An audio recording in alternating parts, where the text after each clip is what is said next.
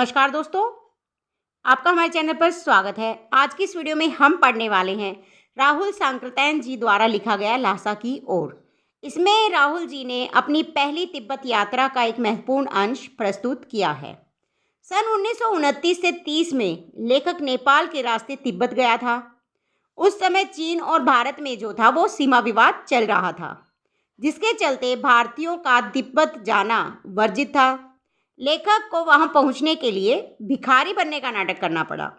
इस यात्रा वृतांत में उन्होंने तिब्बती समाज के बारे में जानकारी तो दी ही थी, साथ ही उन्होंने राजधानी लहासा की ओर जाने वाले खतरनाक रास्तों का बखान भी बहुत ही रोमांचक ढंग से किया है।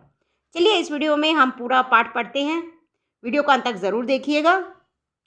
लहासा की ओर पाठ में राहुल सांकृत्यायन जी अपनी तिब्बत यात्रा का वर्णन करते हुए बताते हैं कि तिब्बत जाने के लिए लेखक नेपाल के जिस रास्ते को उपयुक्त समझता था, उसी रास्ते से नेपाल ही नहीं हिंदुस्तान की भी चीज़ें इसी रास्ते तिब्बत जाया करती थी। वह व्यापारिक ही नहीं सैनिक रास्ता भी था। सारे रास्ते में पुराने किले थे जहां चीनी फौजें डेरा डाले हुए थी। तिब्बत में यात्रियों के लिए बहुत सी तकलीफ़ें भी हैं और कुछ आराम की बातें भी। वहाँ जाति पाति छुआछूत का सवाल ही नहीं है और न औरतें पर्दा करती हैं। वहाँ के लोग बहुत मददगार होते हैं, अपने हो अथवा अपरिचित वे सभी की सहायता करते हैं। वहाँ का विशेष पेय चाय है, आप जैसी चाहे चाय बनवा सकते हैं। लेखक की मुलाकात मंगोल के एक भिक्षु सुमति से होती है, जिसे वहाँ के रास्ते का अच्छा ज्ञान था। भिखारी के भेष में भी उन्हें ठहरने के लिए अच्छी जगह मिली, जबकि 5 साल के बाद जब वे एक सभ्य यात्री के रूप में घोड़े पर सवार होकर इसी रास्ते से आए तो किसी ने उन्हें रहने को जगह तक न दी। अब की बार वे एक भिक्षु के रूप में आए थे और भिखारी होते हुए भी सुमति के कारण उन्हें अच्छी जगह रहने को मिल गई, जबकि 5 साल पहले जब वे एक सभ्य आदमी के रूप में आए थे, घोड़े पर सवार होकर आए थे, तो उन्हें ठहरने के लिए जगह नहीं मिली थी। लेखक बताता है कि तिब्बत की सबसे ऊंची वाली जो जगह है वो है थोड़ला को पार करना था। अब उसे सबसे ऊंची जगह थोड़ला को पार करना था, जो ऊंचाई के साथ खतरे का भी था।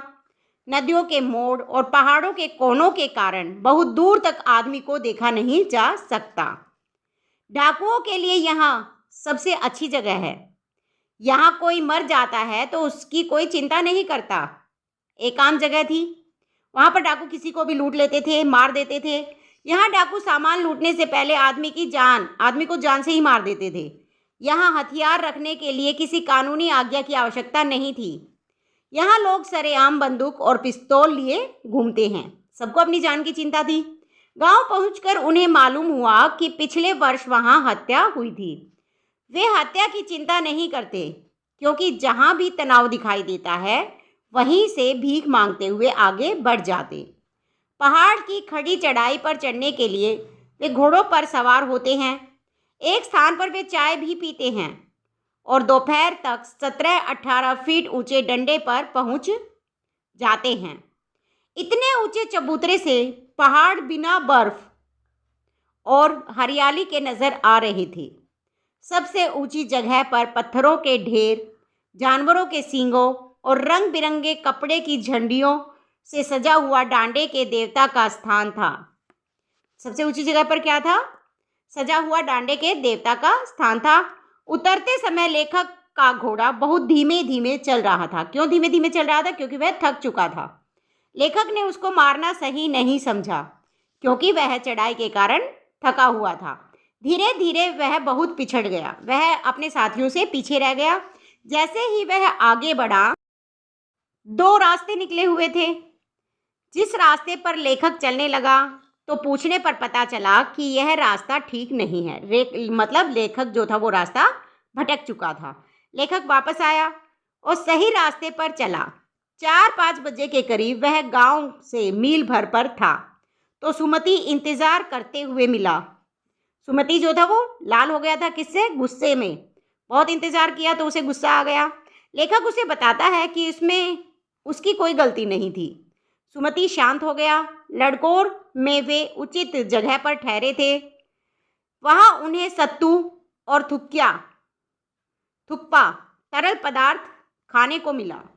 लेखक के अनुसार वे एक ऐसे दुर्गम स्थान पर पहुंच गए जो पहाड़ों से घिरे टापू की तरह लग रहा था। मैदान के भीतर की पहाड़ी दिखाई देती थी। इस पहाड़ी को तिगड़ी समाधि गिरी कहते थे। गांवों में सुमति के बहुत अधिक यजमान थे। वे उन्हें कपड़े के गंडे बनाकर देते हैं। वे अपने यजमानों के पास जाना चाहते थे। लेखक को लगा कि इसे 1 सप्ताह तो लग ही जाएगा। लेखक ने उनको कहा कि वे जिस गांव में ठहरे उसी में गंडे बांटे, आसपास के गांव में न जाए। लासा पहुंचने पर लेखक उसे रुपये दे देगा। सुमति ने स्वीकार कर लिया। दूसरे दिन उन्हें कोई सामान उठाने वाला नहीं मिला।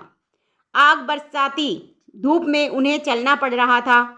उस जगह की धूप बहुत कड़ी थी। ललाट धूप से जल रहा था और पीछे का कंधा ठंडा पड़ा था। उन्होंने पीठ पर सामान लादा और चल पड़े। उन्हें कोई मजदूर नहीं मिला, उठाने वाला नहीं मिला सामान को, तो वे खुद ही सामान उठाकर चल पड़े। वे सुमति के साथ शेखर विहार की ओर चल दिए। तिब्बत कई जागीरों में बटी हुई है। इनका अधिकतर हिस्सा मठों में मिला हुआ है। स्वयं जागीरदार खेती करता है। उनके सारे रख रखाव एक भिक्षु देखता था और वह जागीर के आदमियों के लिए राजा से कम नहीं होता था। शेखर का मुखिया बड़ा ही सभ्य था। वे लेखक से बहुत प्यार से मिले। वहाँ एक मंदिर में गए जहाँ बुद्ध वचन अनुवाद की हस्तलिखित 103 पोथियाँ रखी हुई थी। लेखक का आसन भी वहीं लगाया गया। वे मोटे कागजों पर लिखी हुई थी, पर पोथी का भार 15 सेर के लगभग था। लेखक पुस्तकों को पढ़ने लगा और सुमति अपने यजमानों से मिलने चला गया। सुमति दूसरे दिन गए और दोपहर तक लौट आए।